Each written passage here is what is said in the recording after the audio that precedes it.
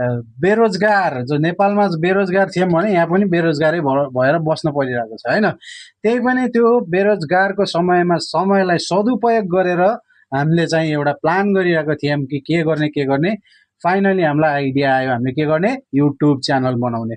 त्यसरी नै हामीले नयाँ च्यानल खोलेका छौँ। सबैभन्दा पहिला त हाम्रो भगवान्सरी गेस्टहरूलाई चाहिँ हाम्रो च्यानललाई चाहिँ तपाईँले ग्रो गर्नलाई मद्दत गर्नु होला भन्दै चाहिँ हामी बिन्ती गर्दछौँ। र आजको पोडकास्टको कुरा गर्दा चाहिँ एकदम निकै नै हाम्रो साथीहरू हुनुहुन्छ, उहाँहरूको परिचय त एकछिनमा भइ नै हाल्छ, तर एकदम रमाइलो कमेडी र अलिअलि म्यामु थोरै बी क्याटेगोरीको र फिजिकल चाहिँ हुन पाइन्न, किनभने हाम्रो सो चाहिँ एकदम फ्यामिली सो हो।